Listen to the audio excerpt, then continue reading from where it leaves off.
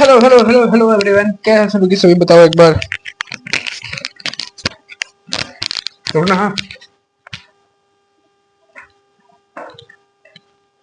Hi hello everyone, कैसे हैं सभी के सभी। फाइन होंगे, बढ़िया होंगे और ढेर सारे मजे के साथ होंगे। स्टार्ट करते हैं आज की इस वीडियो को। Welcome back to the channel, हमारा अपना प्यारा दी एड्यू जोन। ठीक, स्टार्ट करते हैं आज की इस वीडियो को बिना कोई टाइम वेस्ट किए। अरे भाई साहब, अस्त्र शस्त्र गिर गए।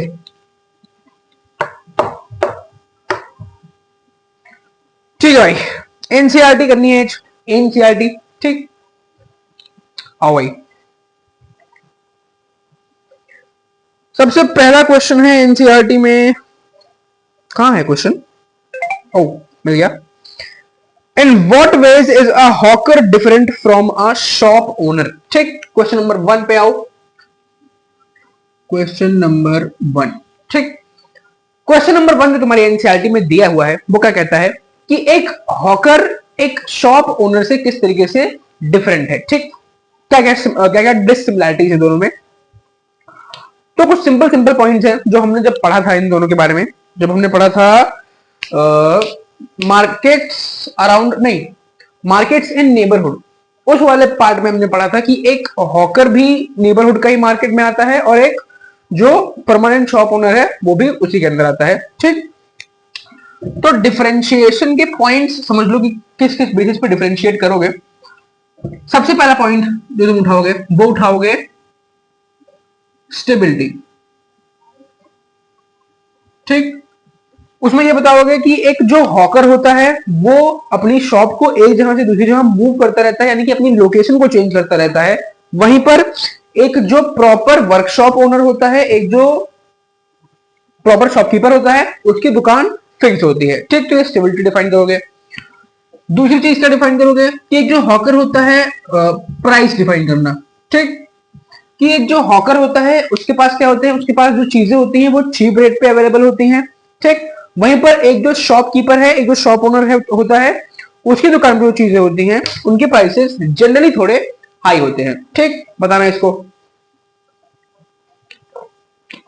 इन दो पॉइंट पे डिफरेंशिएट कर देना काफी है।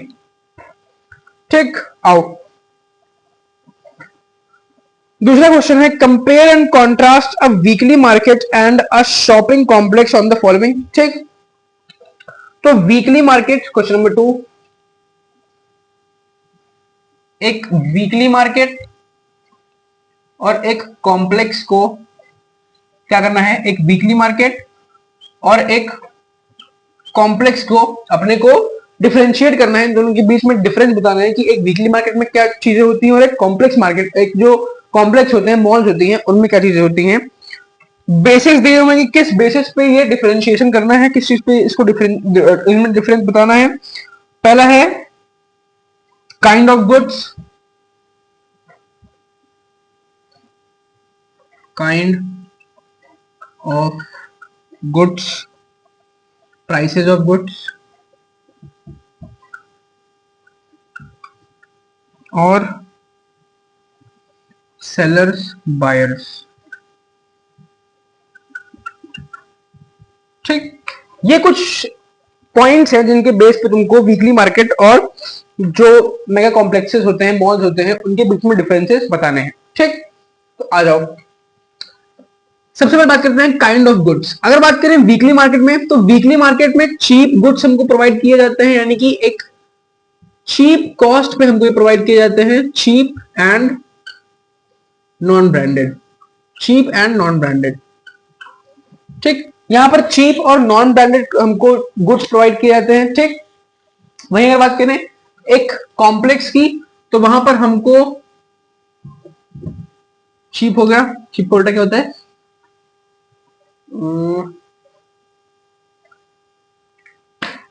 चीप का उल्टा क्या होता है, देख लेना चीप का उल्टा क्या होता है। और यहां पर हमको ब्रांडेड चीजें प्रोवाइड की जाती हैं, ब्रांडेड क्लोथ्स या फिर ब्रांडेड गुड्स जो भी हम लेते हैं वो सारी चीजें यहाँ पर ब्रांडेड प्रोवाइड होती हैं। ठीक, फिर आता है प्राइस ऑफ गुड्स। तो प्राइस ऑफ गुड्स यहाँ पर हाई होता है, यानी कि बहुत महंगी चीजें हमको, सॉरी, यहाँ पे लो होता है। वीकली मार्केट में हमको चीजें जो होती हैं वो एक सस्ते रेट पे हमको मिल जाती हैं। वहीं पर जो कॉम्प्लेक्सेस होते हैं, मॉल्स होते हैं, उनमें इन्हीं चीजों का रेट काफी हाई होता है। ठीक, सेलर्स की अगर बात करें तो सेलर जो होते हैं वो जनरली यहाँ पर पुअर होते हैं, बहुत ज्यादा अमीर नहीं होते हैं, और यहाँ पर क्या होते हैं, रिच सेलर्स होते हैं। ठीक, बायर के केस में भी वही होता है। वीकली मार्केट में ज्यादातर वो लोग जाते हैं जो वेल्दी नहीं होते हैं, यानी कि मिडिल क्लास कह सकते हो, तो मिडिल क्लास लिख सकते हो कि वो लोग यहाँ पर बेसिकली ज्यादा से ज्यादा जाते हैं। और वहीं बात करें अगर मेगा कॉम्प्लेक्सेस मॉल्स की, तो यहाँ पर रिच लोग जाते हैं। ठीक, क्लियर है? तीसरे क्वेश्चन पे आओ। Explain how a chain of market is formed, what purpose does it serve. ठीक, तीसरा क्वेश्चन है चेन ऑफ मार्केट के ऊपर।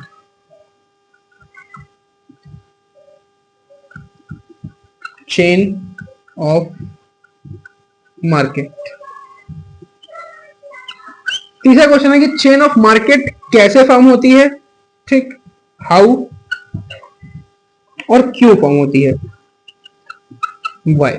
ठीक, तो तीसरे क्वेश्चन के अंदर दो सब क्वेश्चन है, यानी कि दो पार्ट्स में क्वेश्चन पूछा जा रहा है। दो पार्ट्स में इसका आंसर दोगे। पहला कि चेन ऑफ मार्केट क्यों क्रिएट की जाती है, ठीक, और दूसरा चेन ऑफ मार्केट कैसे क्रिएट की जाती है और चेन ऑफ मार्केट क्यों क्रिएट की जाती है। ये दो चीजों का आंसर इस क्वेश्चन में हमको, इस क्वेश्चन के अंदर हमको बेसिकली देना है। ठीक, अगर बात करें कि चेन ऑफ मार्केट कैसे क्रिएट की जाती है, ठीक, तो उसमें हम क्या डिफाइन कर सकते हैं, वही जो मैंने पूरी एक क्वेश्चन बताई थी। ठीक, इधर देखना कि एक बड़ा प्रोड्यूसर होता है, वो सामान को प्रोड्यूस करता है। उस प्रोड्यूसर से एक जो लार्ज ट्रेडर होता है, होलसेल ट्रेडर, वो होलसेल ट्रेडर सामान को खरीदता है। उस होलसेल ट्रेडर से बहुत सारे रिटेलर जो होते हैं वो सामान खरीदते हैं। ठीक, और उन रिटेलर से जो बायर्स होते हैं वो सामान खरीदते हैं। ठीक, इसको लिख के डिफाइन करना। ये जो मैंने ऐसा फ्लो चार्ट बनाया है, इसको ऐसे बना देना तुम क्वेश्चन में इसको लिख के डिफाइन कर देना। ठीक, कि when the producer produces and sells it to a wholesale trader, then that wholesale trader sells it to other retailers, and then we the buyers buy these goods from those retailers। ठीक, ऐसे अपनी language में ये पूरी chain define करते हैं कि chain बनती कैसे है। ठीक, अब अगर बात करें कि ये चेन बनती क्यों है, तो उसका सिंपल से रीजन है फॉर कन्वीनियंस। फॉर कन्वीनियंस, हमारे कन्वीनियंस के लिए ये चेन फॉर्म होती है। ठीक, अब कन्वीनियंस के लिए चेन कैसे फॉर्म होती है, तो बहुत सिंपल सी चीज है कि हम देखते हैं कि एक प्रोड्यूसर जो होता है वो एक बहुत बल्क अमाउंट में गुड्स का प्रोडक्शन करता है। ठीक, लेकिन हमको उतने बल्क अमाउंट में गुड्स नहीं चाहिए होते हैं, हमको छोटे छोटे अमाउंट में गुड्स चाहिए होते हैं। ठीक, तो उसी के चलते क्या होता है कि सिंस हमको छोटे छोटे अमाउंट में गुड्स चाहिए होते हैं, और जो प्रोड्यूसर होता है वो बहुत लार्ज अमाउंट में गुड्स का प्रोडक्शन करता है, तो प्रोड्यूसर को भी दिक्कत ना हो और हमको भी दिक्कत ना हो, इसी वजह से ये पूरी चेन हम फॉर्म करते हैं। ठीक, चौथा क्वेश्चन क्या कहता है, all persons have equal rights to visit any shop in a market place. Do you think this is true of shops with expensive products? Explain with examples. ठीक, क्वेश्चन नंबर 4, क्वेश्चन नंबर 4 में तुमको एक statement दी हुई है। उस statement के आसपास तुमको इस क्वेश्चन में बात करनी है। ठीक, स्टेटमेंट क्या कह रही है, स्टेटमेंट बेसिकली ये कह रही है कि स्टेटमेंट में ये लिखा है कि कोई भी व्यक्ति जब एक मार्केट प्लेस में एंटर करता है तो उसके पास इक्वल अपॉर्चुनिटी होती है कि वो गुड्स को खरीद सके। ठीक, लेकिन जब यही बात आती है लार्ज मार्केट ऐसी दुकानों की बेसिस पे जो बहुत एक्सपेंसिव है, तो क्या वहां हर किसी को इक्वल अपॉर्चुनिटी है? ठीक, अगर नहीं है तो इसको एग्जांपल के थ्रू प्रूव करना है।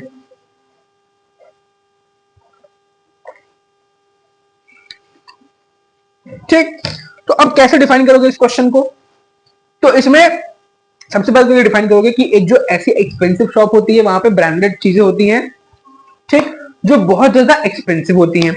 अब क्योंकि वो एक्सपेंसिव होती है तो जो आम लोग होते हैं वो उसको अफोर्ड नहीं कर पाते हैं। ठीक, अफोर्ड नहीं कर पाते हैं इसी वजह से उनको इक्वल चॉइसेस या फिर कह सकते हैं कि उनको इक्वल अपॉर्चुनिटी नहीं मिलती है हर तरीके के गुड्स खरीदने की। ठीक, जैसे फिर एक एग्जांपल लिख देना इसमें, एक एग्जांपल लिख देना।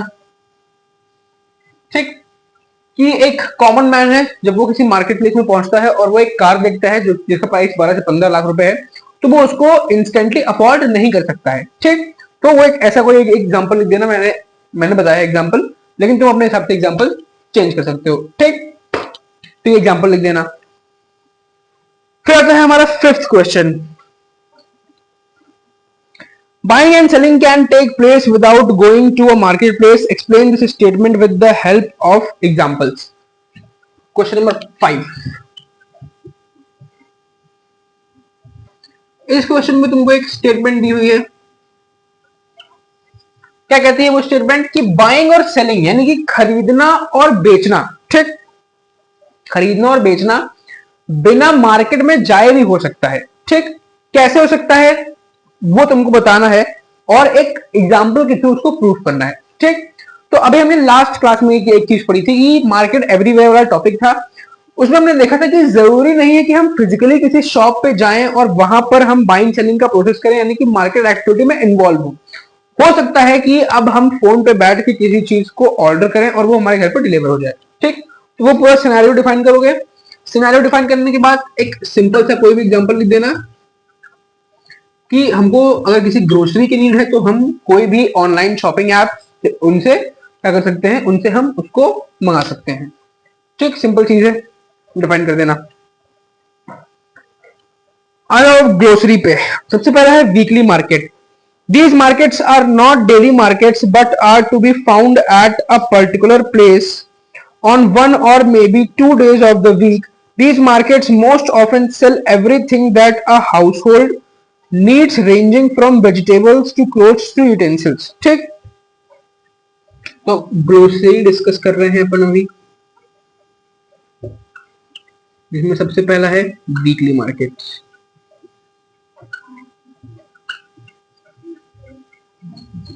वीकली मार्केट्स, ठीक, तो वीकली मार्केट्स क्या होती हैं? बेसिकली वीकली मार्केट्स वो मार्केट्स होती हैं जो एक डेली रेगुलर बेसिस पे नहीं लगती हैं, वो हफ्ते में किसी एक दिन लगती हैं या फिर 2 दिन लगती हैं, और यहाँ पे वो सारी चीजें प्रोवाइड की जाती हैं एक बायर को जिसकी उसको रिक्वायरमेंट होती है।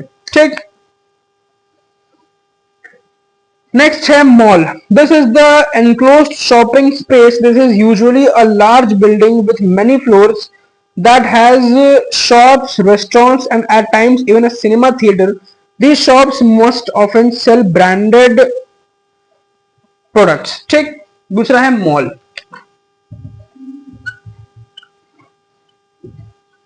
ठीक, तो मॉल क्या होता है? बेसिकली एक एनक्लोज्ड स्पेस होता है, यानी कि एक बंद स्पेस होता है जहां पर क्या होता है, जहां पर लोग क्या करते हैं, जहां पर लोग बाइंग और सेलिंग का वही प्रोसेस अपना परफॉर्म करते हैं, जहां पर लोग शॉप से चीजें खरीदते हैं। यहाँ पे जो शॉप्स होती हैं ये बेसिकली एक्सपेंसिव होती हैं और ब्रांडेड क्लोथ्स को प्रोवाइड करती हैं, और यहाँ पर रेस्टोरेंट्स के साथ साथ कभी कभी सिनेमा थिएटर्स भी एग्जिस्ट करते हैं। नेक्स्ट आता है wholesale. This refers to buying and selling in large quantities. Most products including vegetables, fruits and flowers have special wholesale markets. Third one is wholesale.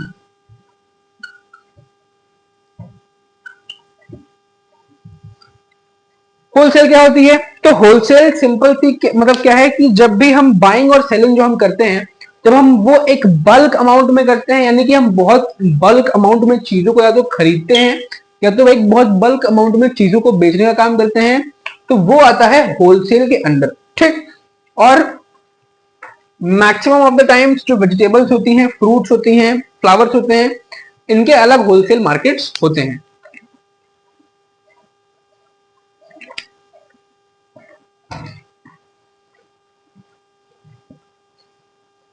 Chain of markets.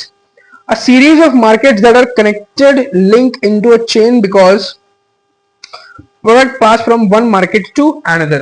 ठीक, chain of markets.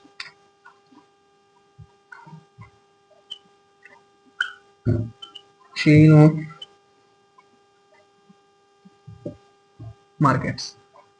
Chain of markets basically क्या होती है? एक chain of markets एक connection basically होता है अलग अलग मार्केट्स के बीच में, ठीक, जो कि बेसिकली क्यों फॉर्म होता है? सेलिंग और बाइंग के प्रोसेस को इजी बनाने के लिए, ठीक। इसी के साथ ये चैप्टर भी होता है हमारा समाप्त। This chapter comes to an end, ठीक। कोई दिक्कत, कोई परेशानी बताओ एक बार। आओ भाई लिख दे सबसे सेटिस्फाइंग लाइन। आओ इधर इस हाथ से लिखेंगे। चैप्टर